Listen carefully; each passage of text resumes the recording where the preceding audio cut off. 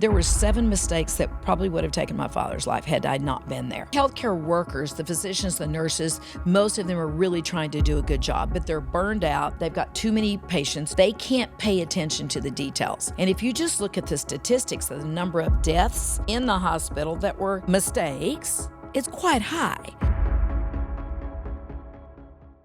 Welcome to the Rock Bottom Podcast, presented by Jigsaw Health, where we share health horror stories that inspire.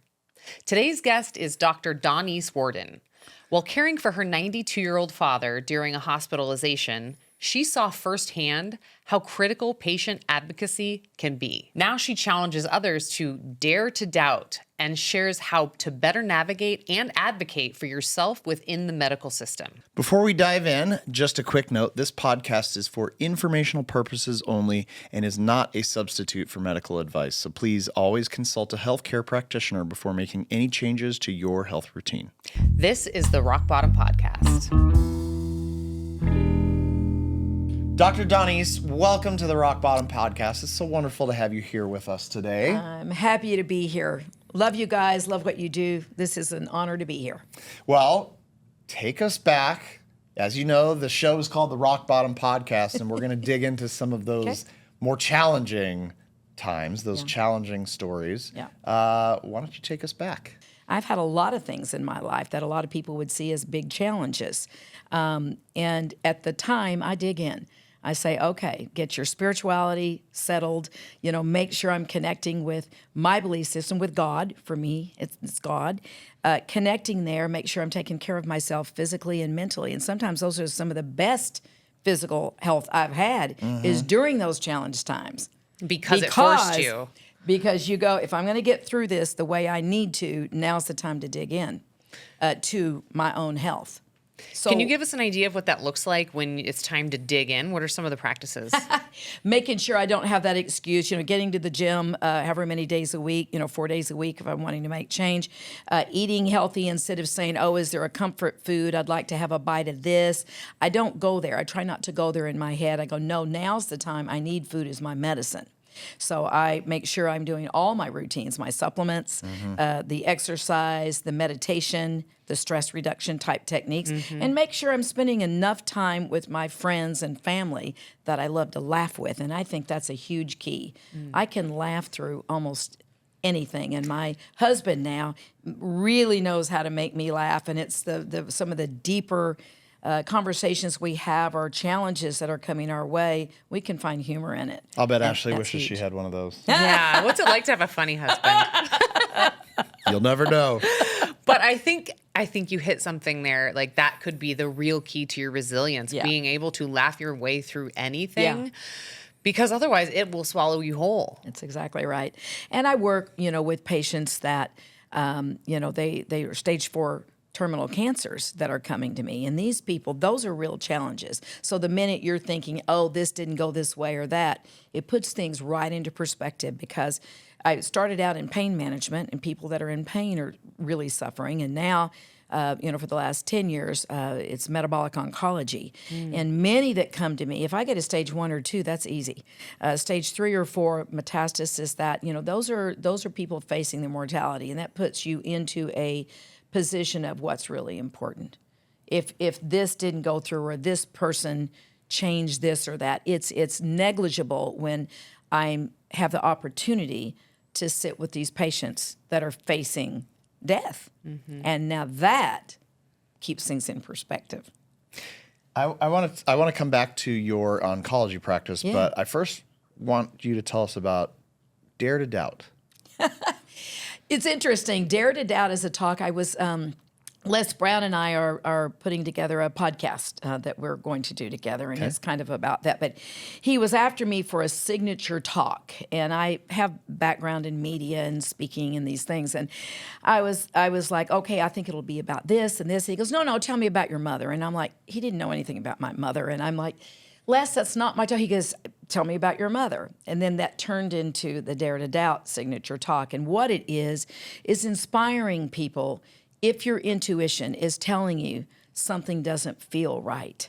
It doesn't matter. You don't have a stethoscope on your neck or a diploma on your wall to know that gut feeling is telling you this doesn't feel right. And how many people have done that? You've squashed it, and then you come back and go, oh, I should have said something. Yep. Why didn't I do it? I knew I felt it.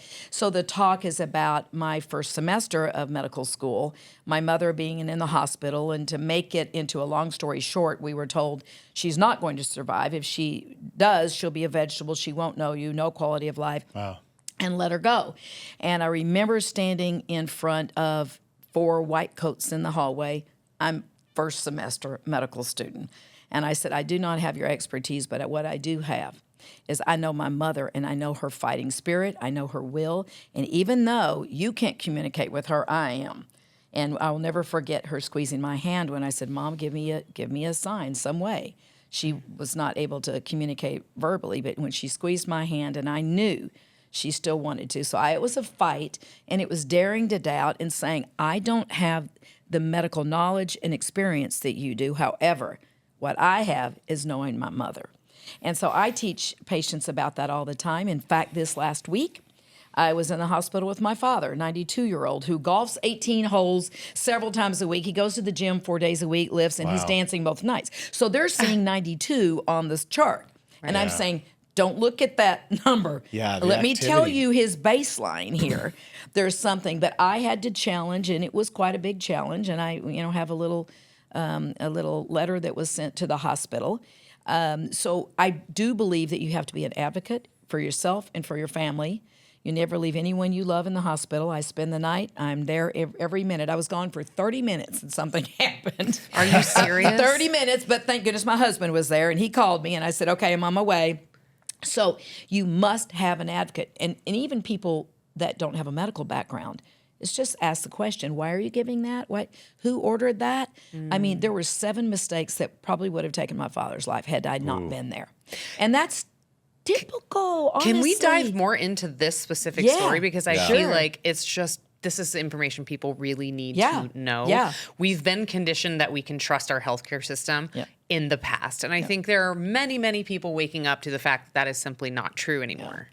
So the healthcare workers, the physicians, the nurses, most of them are really trying to do a good job. They went into it but they're burned out, they're worn out, they've got too many patients, too many things going on. They can't pay attention to the details.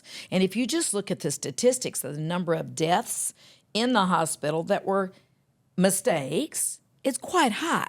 Right. So it's being an advocate and learning to trust that intuition, because you do not have to know if that's the right medicine, but you can ask who ordered it and why are you giving it, and then all of a sudden it's okay, yeah, that was discontinued.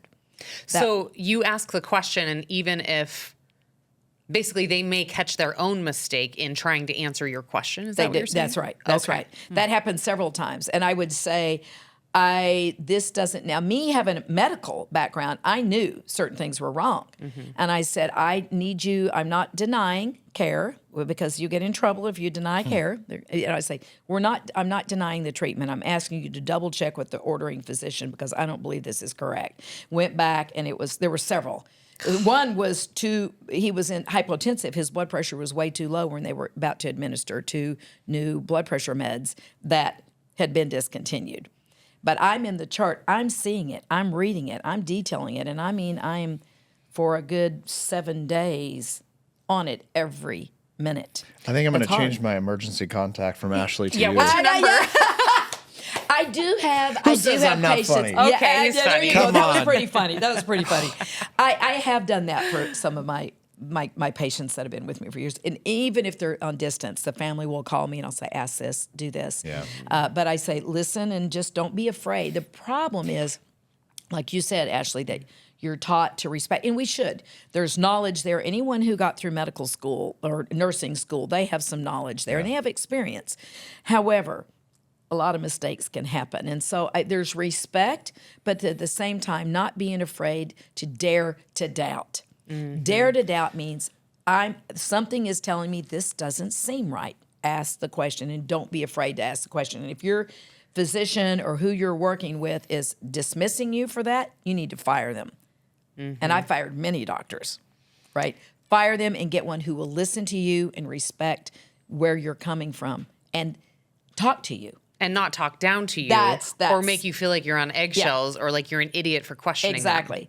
One of the cardiologists that was in this last stay that we had was really trying to school me and talk down to me about this and that. And I said, I'm telling you what I know about his history. I'm seeing this. There's 4 cardinal signs for this particular thing that I'm seeing. I was told, stay vanilla. Don't get in the weeds. I said, this is my father. Of course I'm getting in the weeds. This is I ended up, the culture came back a week after the hospital stay, and I was right. And the treatments that many of them were going to do would have killed him. Wow. And I just said, no, let's work together and find alternatives, just in case I'm right. I know you think I'm wrong. I know you think I'm in the weeds, that this is a one. He asked me, do you think you could win the lottery? And I said, yeah, I could, but the odds are good. He says it's the same odds. And I said, I'm willing to take those odds. This is a life, not a lottery. So we hit heads hard through it and ended up not working with that cardiologist anymore. But had I not been there and known what I know, I kept saying, and my father was with me, and my family, it was like, what do other people do that don't have an advocate? I know what happens. That's what I'm sitting here thinking. I know what happens. It's so intimidating and it's so difficult. And so I think you giving just a couple of practical questions or tips for people in that position, or even like, someone to call or, They do have patient advocates and nurses there that you can ask for the charge nurse. You can ask for a patient advocate if you feel like you're not being heard. So those are things that family members could come in, ask for that. Sometimes they have time to kind of look at it, but, without having the medical background, what are the questions you're going to ask? Exactly. It's got to be, this doesn't make sense. Can you please double check this? Well, that's your question. With the growing awareness and, what about AI? Yeah. Well, how do you feel about AI as your second, as your pocket companion? Well, first of all, I catch AI. It used to catch it at least once a week where it was wrong medically, and I'd say, okay, this is wrong. It'd go, oh yes, that's correct. Right. Especially for women's health, we don't have the data. We haven't done the studies on women, so AI is pulling from data that's for 150 kilogram white male, college age. What does that have to do with? So it has an incorrect base. It'll catch up. But I will tell you this: in this hospital stay, it was very funny. I was using Perplexity because I wanted to document everything because I knew how it was going. I was watching, and I would just talk into Perplexity and just document the time, what happened, this and that. Godsend. So when it came time to review this, I had one of their top people in the hospital. I said, I just need you to come in, and I'm going to record this. And I'm going to read this to you because it's been sent, but I need to read it to you, and I'm recording this. And I went through all the steps by the time, the date. And it was interesting. They didn't even have a 5-hour episode where his blood pressure went really low. I had it all documented. The nurses were there. It wasn't in his chart. Still not in his chart. Jeez. So, and those are critical things. Right. But Perplexity or AI allowed me to have it all documented. So now I'm exhausted from 3 weeks in and out of that hospital.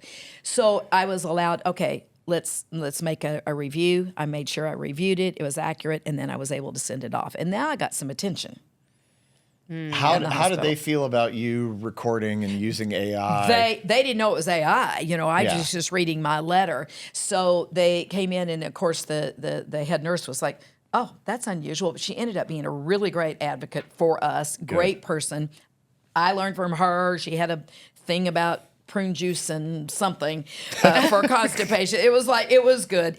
And warm prune juice was something that she added in. Anyway, and I was teaching her. So that's the kind of collaboration you want. Yeah. The ER docs are usually great. You collaborate, it was great. But as far as using AI, no one knew I was looking into AI except me. I was looking into this rare thing.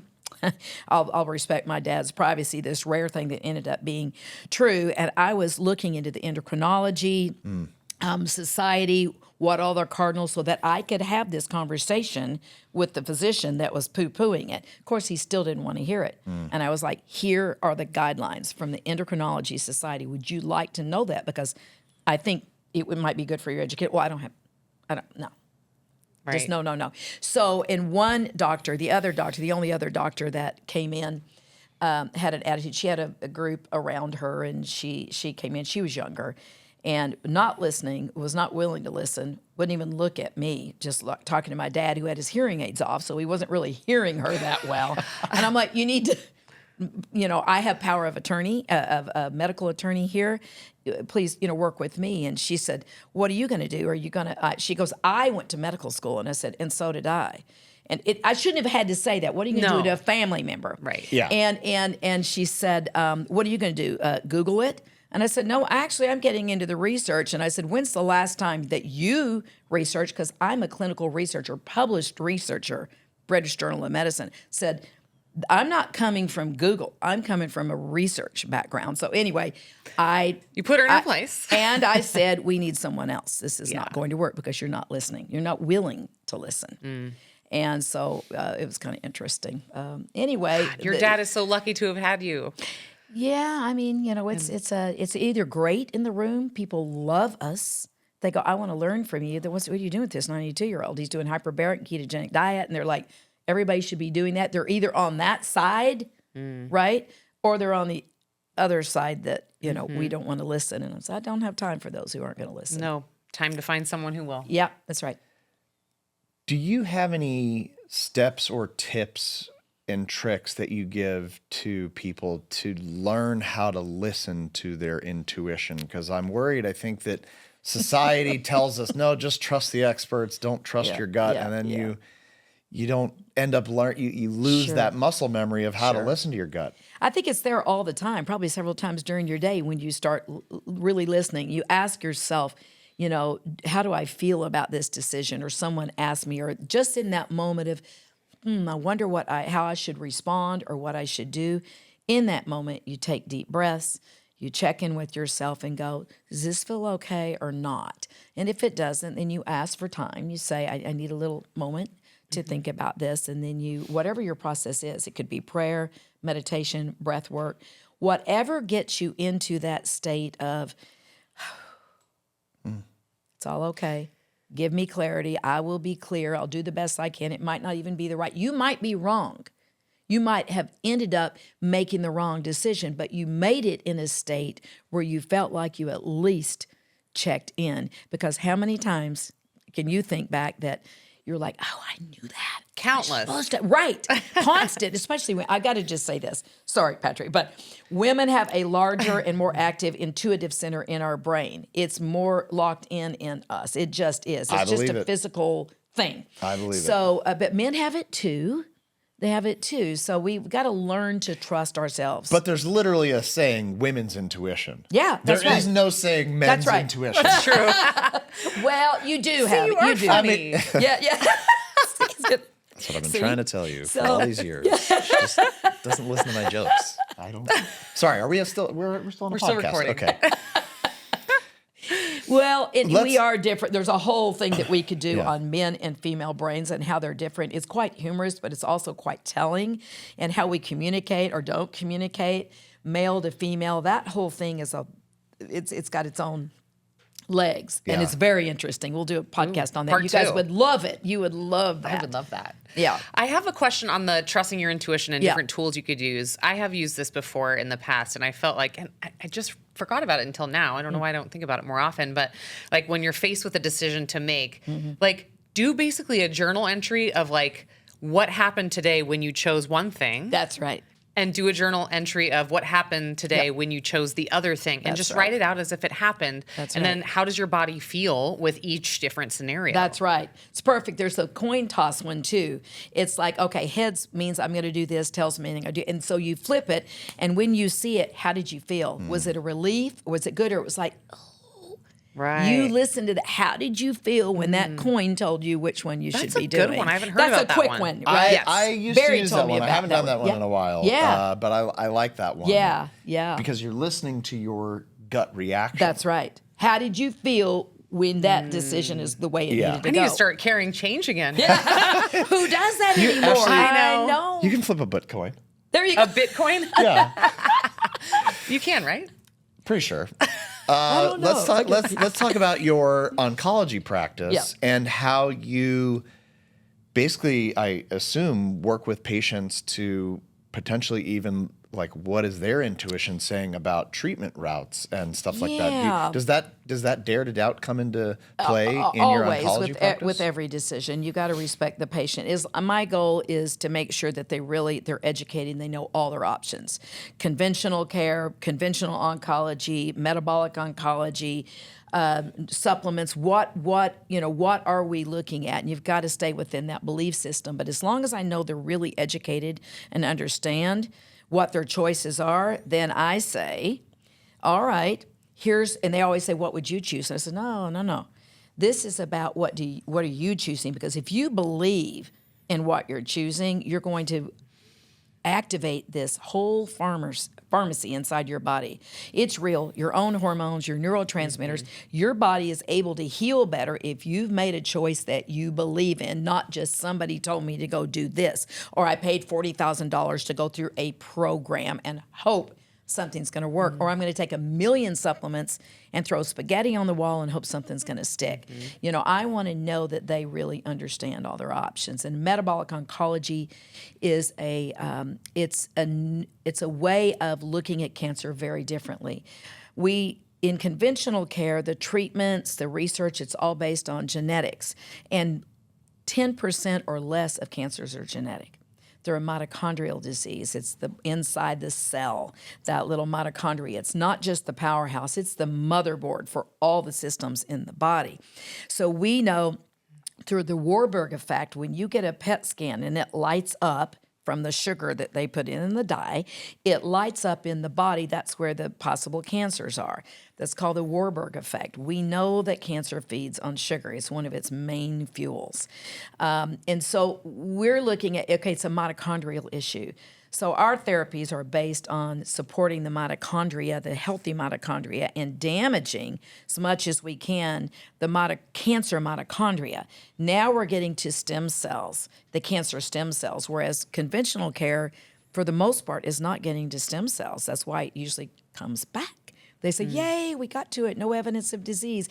Oh, it's been 5 years, that's great. And then a few years down the line, something's back, because we're not really getting to stem cells. So conventional care combined with metabolic oncology is a great way to go, if conventional care makes sense. If there's a chemo that's being offered, listen, we can double your life expectancy, and the patient goes, well, yeah, why I wouldn't use that, even if I'm sick? Well, they're talking in months, not years. Would you have made a different choice to go on a cruise while you're still feeling halfway good with your family? So it's making sure really what's being told is understood to make those decisions. People that come in and say, I just want natural, I don't want any conventional care. And I said, let's keep it open here, because I want you to look at all the options. There might be something that might really make sense for you, and I can help you not have the side effects as much and be able to go longer. So keeping the doors open on knowledge so we can make the best decisions. And sometimes it doesn't make sense to go conventional, and some of the oncologists would agree. They're doing the best they can with what they have, but it's not a cure, it's palliative. And what I will say, our patients tend to live longer, and they have a much better quality of life. And we're doing research. We just have it's called the MORE Alliance. I'm the COO of it, and it's Metabolic Oncology Research and Education. We've got Cambridge University. We've got Tom Seyfried, who is really the one who's written the book and is out there talking about metabolic oncology, started this new movement off the old Warburg effect that we knew. Anyway, Dominic D'Agostino, that's funded by the Department of Defense and NASA. He's all part. We've got the top researchers and clinicians in the world using metabolic therapies in this alliance that we have put together so that we can do more research. Because if you don't have $1 billion drug that you're going to end up at the end of it, there's not a lot of money funneling into that. So we have sponsors and people that, we're looking for donations, and I'm probably next week I'll be able to get that nonprofit up and finished and running. So how exciting. Congrats. It's very exciting, and it needs to be done. And it's really, if you want to talk about, daring to doubt and this and that, it really is flying in the face of the way that we are looking at and treating oncology in today's world. If you look at the needle of how much we've really moved it in the last 50 years, not much, because we believe we're looking at the wrong thing. It's not a genetic disease. Right. So let's back up. What is it, and what are the things that we can be doing for that? And so it's exciting to be part of that. It really is. And I think it'll become standard of care. It's slow for this to make. Right. And we're, talking about $1 billion business in cancer care. So Exactly. we've got a big stone to roll up the hill. But we're real researchers, real science, not just hoping this might work. We're doing the real work. Well, God bless you for doing that work. Yeah, well, it needed to be done. The world needs it, absolutely. And you're right. Like, it's not tied to like a drug that's going to make billions of dollars. So it makes the boulder extra heavy That's right. to push. And we use repurposed drugs. They're inexpensive. Those are part of it. Right. The repurposed drugs, hyperbaric oxygen, ketogenic diet, the interval training. We know the types of exercise that work best against cancer. So we've done a lot of research so far, and we do a lot. So when I work with clients, I have some patients, but mostly clients from around the world. I'm just giving them, I'm going through it like they were a patient and saying, here are the things for you to consider. I work with a lot of oncologists all over the world, researchers, all that. So I'm not against conventional care. We want to work with. How do and we in do a conjunction hybrid, with. right? It is a hybrid. And that is the best because immunotherapy, surgery usually makes sense to take out the bulk of a tumor that's growing. That usually makes sense. And so, we just are looking at it from an individualized standpoint, but we are coming up with basic protocols that we know, all of us around the world. I mean, we've got China, Singapore, we've got doctors all over. It's like, what are we all seeing? What are we seeing? And we're pulling that together and publishing more and more papers, which is great. You mentioned earlier when you talk to a patient about their options, Yep. you stress to them, like, what do you want to do? Because really them believing in what they've chosen is the most potent medicine, correct? I mean, it really is in my mind. It really is because I have patients that are sitting there, they're getting chemotherapy in their arm and they're going, this is poison. This is going to kill me. What is that doing in their system in that moment? Now they are getting poison. It literally is poison. And now they've told themselves, this is going to make me sick. So all of the stress hormones are on alert. So the immune system is down, all the things that happen when you're under stress.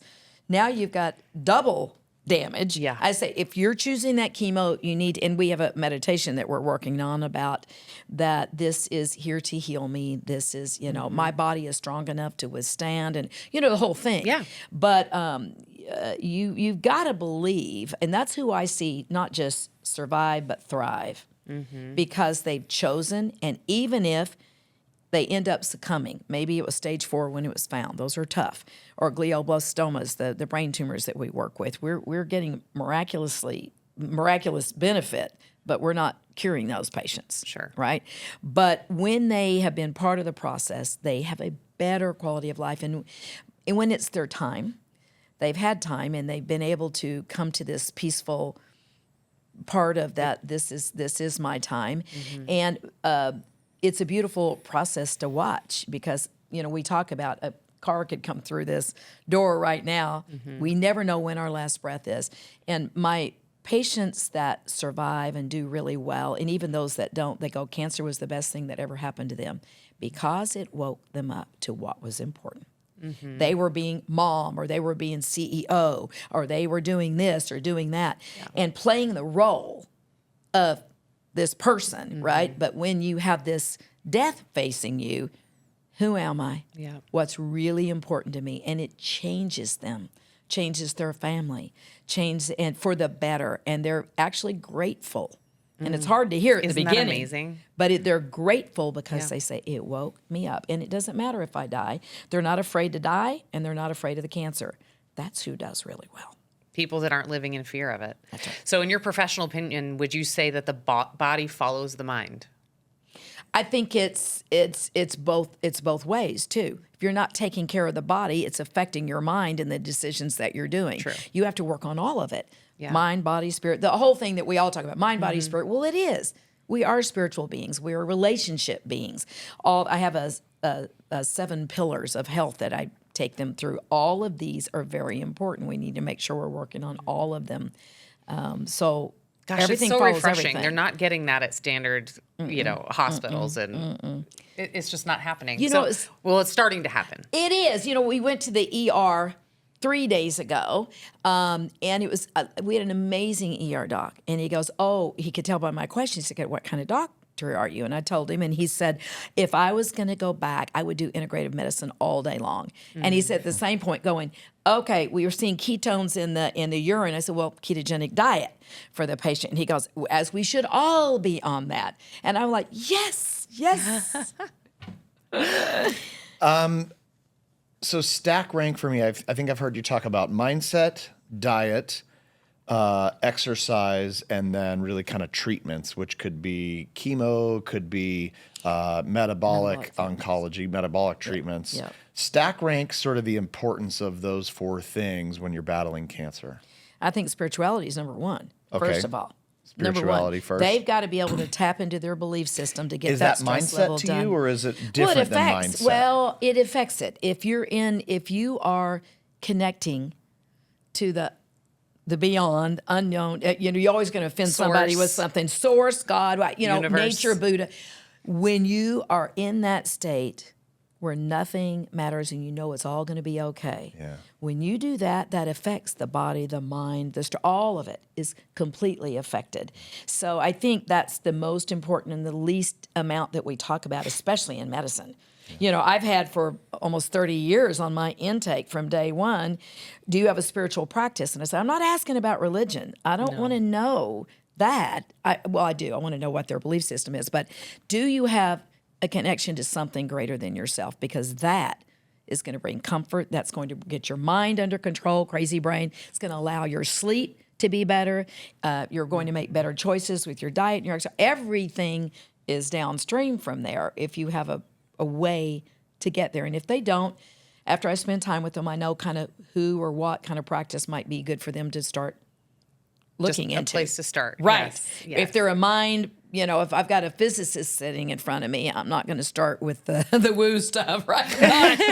And we laugh about it, and I say, okay, how do you feel about breath and the autonomic nervous system? We go about it that way, the vagus nerve, okay, I get it. So it's individual.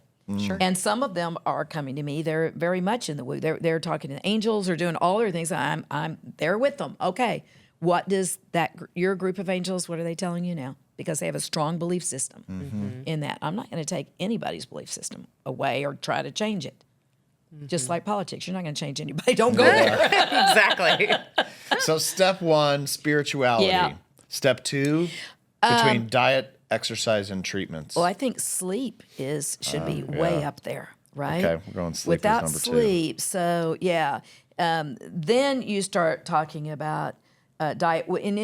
In our world of metabolic oncology, the mainstay, the key, the baseline is the ketogenic diet, because there's 2 ways that we feed cancer, 2 fuels. One is sugar, right? And we can control that with diet in a lot of ways. The other way is glutamate, and that's stress. So you could be doing the ketogenic diet, and they're like, oh, I'm having trouble getting into ketosis. Well, it's because you're stressing. Like the biohackers, a lot of them, I say, you guys are some of the most stressed people I know because you're monitoring, hacking every single move and all. That's great if that brings you peace. Doesn't bring me peace. Right. But if you are like stressing, oh, I need to do this or that. Right. Plus, they're not that accurate, especially some of these for women are not that accurate. And you go, okay, my score this morning tells me I shouldn't probably go to the gym. I'm supposed to be tired, but I felt okay. Right. So Until I looked at my score, and now I don't feel good. And then you don't. And that's right. That's right. That's the power of the mind. What you're getting, I think, Patrick, right? Is the power of this is huge, and it controls a lot. But how do you take over this? And that's getting to the state where those brain waves are getting in slow, orderly rhythms. That's with music. That's with breath. That's with meditation. Learning to wrestle down this beast right here. And biohacking is great. It's fun. Do it for a while. Make some changes. Do you feel better? But don't forget to check in. How do I feel? Right. Don't always just be relying on a device to Best tell you how you're biohack, doing. how do you feel? Yeah. You feel good? Then feel good. Yeah. That's right. Yeah. So I think that, we've gotten away from the basics so much. Now, I like technology. Don't get me wrong. I love data. I'm a researcher. I've got a research company, right? I like it. But the true healing I see going on is in those quiet moments, listening to music that allows you to go there and connect. That is far more superior, I think, than Well, in the an tech. upcoming episode of the Rock Bottom podcast, we are excited to talk to your husband, Yes. Barry Goldstein. And he is going to walk you all through it because he's the master of the brain and heart entrainment in using music. And you want to talk about a biohack. So biohacking the brain. So you're going to get a lot of great information out of Barry. I can't wait. Yeah. God, you guys really okay. are a power couple, aren't you? So We love what we stack do. rank That's the next two. We've got exercise and treatments. Right. So let me say, I love that you're bringing up this stack thing, right? Let's stack. And it's big out there. It helps It's me big. to think prioritize. Right. You know, But- to think of the priority. Right. Well, I'm From a going to doctor's say, perspective. I would say stress reduction, which is spirituality and meditation, all that, sleep, and then diet, and then exercise. Okay? Supplements are great. They should be what they are told to be, supplements. They're there, and we need them. They help us and identifying which ones are actually the ones you actually need to be on. More is not better. I must say that 100,000 times in my practice a day. Especially these cancer patients, they're coming in, and not just cancer. I see other chronic degenerative diseases, things that are difficult that other docs are going, I don't know what to do here to go see Dr. Worden. So it's individualized, and you can find one supplement may cover 5 different areas instead of 5 different supplements. More is not better, and minerals are some of the biggest things, right? Which you know all about. Magnesium, especially deficiency from cardio to all of it. That's one of the first things I start looking at and addressing is minerals because most people are deficient in that, omega-3s. So individualized nutritional and supplements, to me, that's the way to go. And not coming in with bags because nobody knows how they interact with one another. Nobody knows especially how they're going to interact with the meds. I can look it up, I can see, but sometimes we don't have enough data to know. But I do know the more you're on, the more chance of a problem of interaction. And what's it doing in you as an individual? Well, if you think about it, the body has to work relatively hard to process That's right. supplements. That's right. More than it does just regular food. That's It's right. like the pure source, right? Yep. So if your body's busy trying to like process all these supplements and fight off what kind of disease or what kind of ailment you have going on, it's like, That's right. what are we prioritizing here? That's and right. We're just like adding to the load, That's right? right. They come in, they have liver and kidney, their liver enzymes are raised, and I'm looking at their stack of supplements, and I'm going, well, these can do that to you. So just like medications, you can't just blame the meds for everything. You got to look at all of it and saying, okay, let's look at your data, let's look at your blood work, your imaging, and let's see what is really needed and what can we cut out, because the body, to your point, Ashley, has to work really hard with some of those things because they're little pieces of what's coming out of nature that you're getting from your food.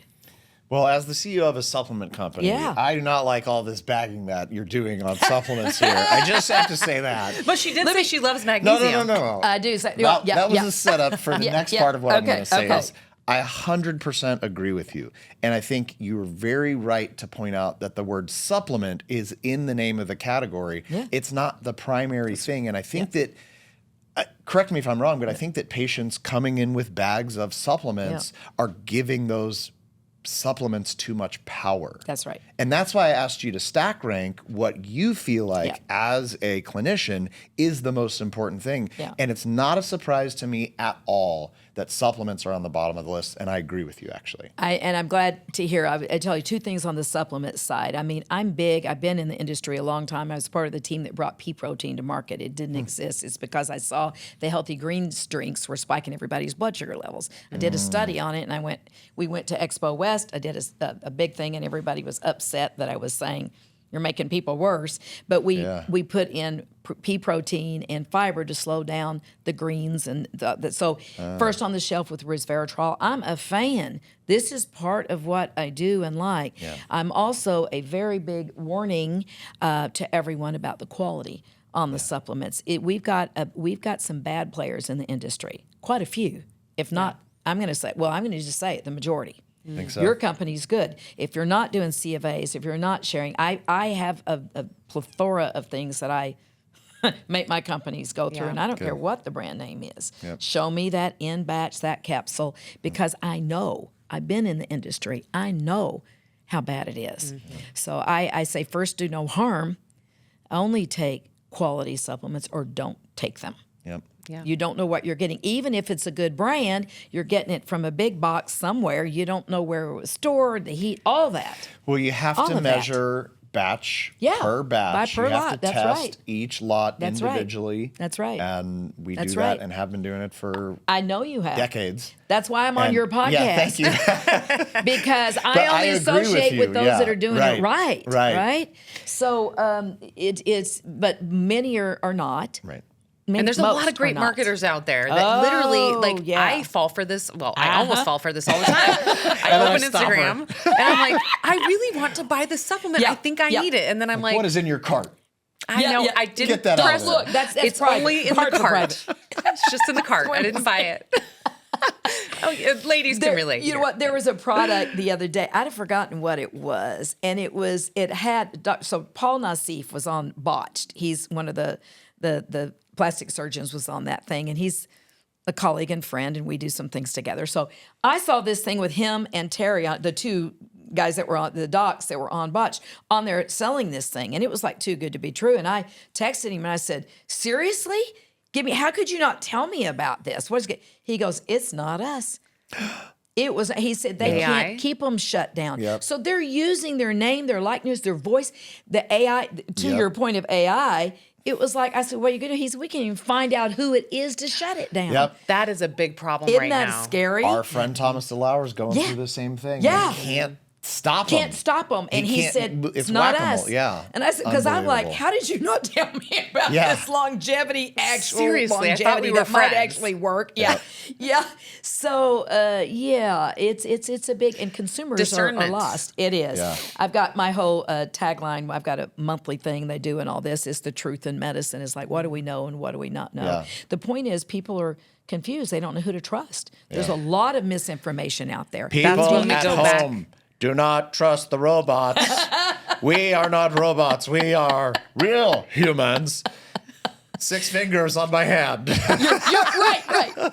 Although your AI version would have been better than that. I was just Yeah, gonna way say, better. it's got pretty darn good. You're like, seriously? It is. It's crazy. So it can be used for good as well, though. Like I'm using it in Absolutely. the hospital. Somebody that didn't know It's a medical. powerful tool. Very powerful. Can be used used for correctly. good or evil. But I think that we're actually like kind of getting back to where we started here with the whole subject of trusting our intuition. Yeah. It's more important now than perhaps ever before. Absolutely. With so much smoke and mirrors. Absolutely. And with AI on the rise, That's it's right. just going to become more. You literally cannot trust what you're seeing and hearing. That's and, right. You know, I think at face value. You gather a group of people you like, physicians, researchers, those that are actually That you real trust. people that you trust. Yeah. That's who you listen to.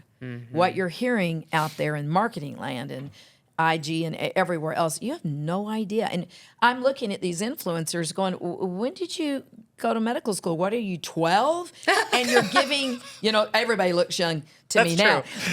But it's like. And the filters, And yeah, exactly. Well, that too. Yeah, I got to learn how to do that.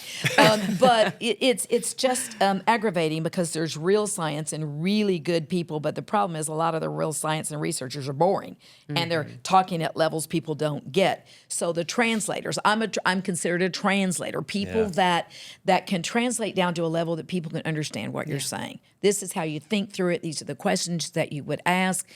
You've got to look for translators with background that's credible, somebody you trust. Otherwise, We need more of you out there. Well, there's groups of us, I think, that are trying to do the right thing. Yes. Yeah. Dr. Denise, where can people find you on the internet? Yeah, I do have I've got to do more. I've got a YouTube channel, and once in a while I'll post something when I remember, or my staff remembers to do Instagram and all that. I'm going to be doing more, but I have a website, drwarden.com, W-O-R-D-E-N, and we're doing a lot more with the Moore Foundation, and I'll tell you guys this because you do a lot of media. I'm excited. I have a show called Health Hot Seat. It was signed by PBS a while back, and then we took it out of there. It's been couple spots. Right now we're looking at major distribution, and it's a debate format. So I'm in the middle, and we've got alternative medicine and we've got traditional medicine docs on both sides. We hear it together. We have never done that anywhere. Brilliant. In medicine. We do it in politics. We do it everywhere else. We've never heard both sides, and this is what people want to hear. Yeah. Yes. And so I have a media background. Before medicine, I was I was an anchor, and I had my own talk shows for NBC and ABC. So now, me being integrative and understand both sides of that medicine, I can challenge and support both sides to ask the right questions to pull it out of them, so people can hear both sides. So that's Is this show launched? no, it's we have the pilots, we have all that. Awesome. I've got 3 or 4 groups vying for it right now. I haven't decided where I want it. So that'll be fun. And then when Les Brown and I have our fun podcast, that's kind of put it on, take the latest health fad, let's put it on the exam table. Like cold plunges, they can be great. They help brown fat, but they can also kill you. There have been deaths and strokes. If you don't know cardiovascular wise, you're ready to take that kind of plunge, deep dive, so to speak. That's why I say don't dive in before you know you're ready, that you're safe to do it. So those kind of fun things. I'm Health doing Hot more and Seat more is a media. fabulous name. Yeah. And I'll be the first to watch these. I mean, I'm all about appreciate it. Yeah, I was gonna talk to you And guys. if people want to reach out to your oncology practice, to your office, how should they reach you? 480-588-2233, or they can go through the website. And Which I do is? see outside Is that that drworden.com? drworden.com. Okay. Yeah, And we'll W-O-R-D-E. put these links in the show notes. Yeah, I for figured people. you'd have that. And I do see things outside of cancer when it's the right person that has the right thing. They're just going in circles and cannot figure out what's going on. Yeah. And I do have some people that are higher profile that just think they have to have me for some reason. But well, I can see why. I'm a truth teller, Yeah. and I am a good diagnostician. I will say that. I'll find it, and I really want to get to the root of the problem and not just throw things at it. You don't leave my practice with tons of supplements. You leave with, here's your next steps of things that we need to do to find out. Then we're going to decide what is the exercise, the treatments, what are all the treatments that are the best. And it's not throw everybody through the same thing. That's supposedly longevity and anti-aging.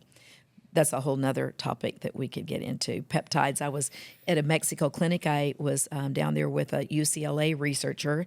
It's been 15, 20 years ago, looking at peptides. So I know a lot about the industry, and I think we've got to be very careful. I don't think we're there yet. Peptides. Boy, that's and a hot stem cells. topic. I feel like we could have a whole episode on it peptides is, and too.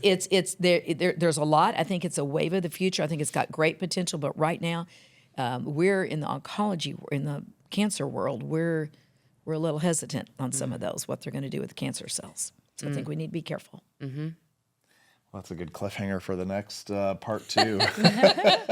Thank you so much for being on the Thank Rock Bottom you podcast both. today. I A love slightly what you're different doing. kind of episode where we Loved really every got to second. dive deep on a lot of stuff. This was great today. Thank you appreciate so much. both. Thank you. This episode of the Rock Bottom Podcast is brought to you by Jigsaw Health, a family-owned, Arizona-based nutritional supplement company. Every formula is made with clean ingredients that are third-party tested to ensure that what's on the label is in the bottle and nothing else. Learn more at jigsawhealth.com. Do you have a health horror story?